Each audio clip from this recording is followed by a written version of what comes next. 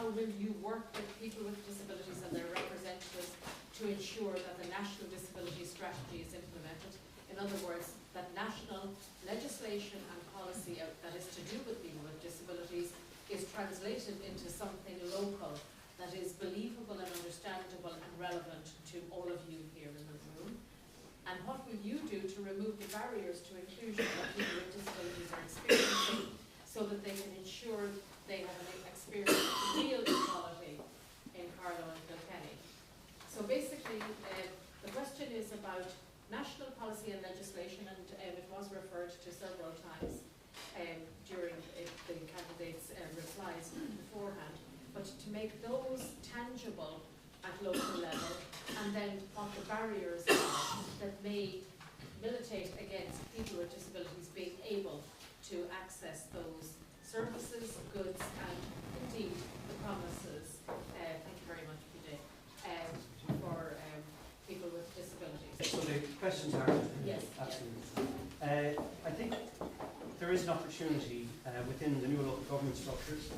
under the formulation of the new local community economic committees, LCPCs, and the public participation networks to bring from the national disability strategies and the national perspective down to a tangible local level policies and actions that can have a direct impact on the lives of people with disabilities. I mentioned previously work with local authorities do quite effectively, which is to ensure that our housing stock is future-proofed for lifelong living and for people as they progress through their lives, that as they get older, particularly with an ageing population, that those houses are adaptable and able to meet their needs in the future. And by using legislation has been enacted nationally. It's not perfect by any manner of means, and I've been involved in the Kilkenny Forum for Social Inclusion and Participation in trying to bring about a social inclusion response to the new structures. Therefore, it's important that that social inclusion voice is as strong as the other pillars on these new structures at local authority level.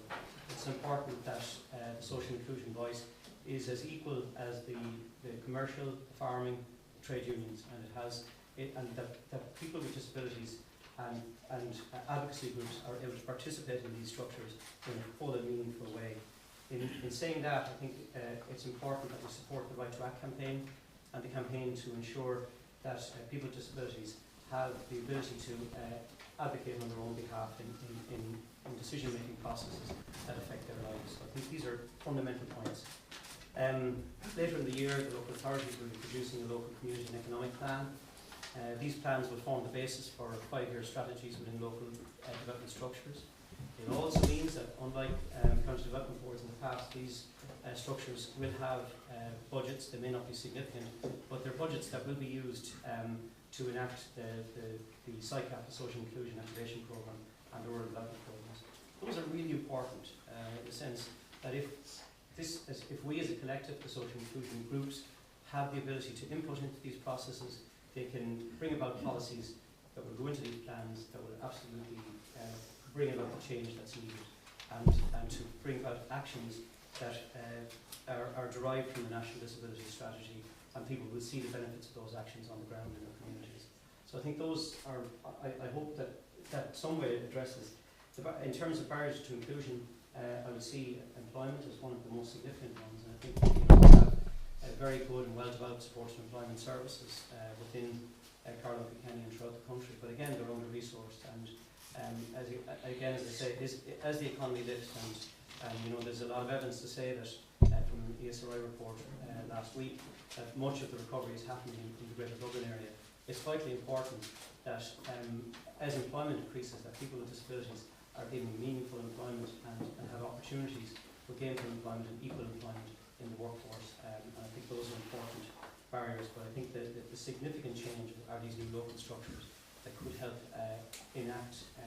participation, inclusion, involvement, and the right to advocate and self-determine and make decisions that impact on the lives of people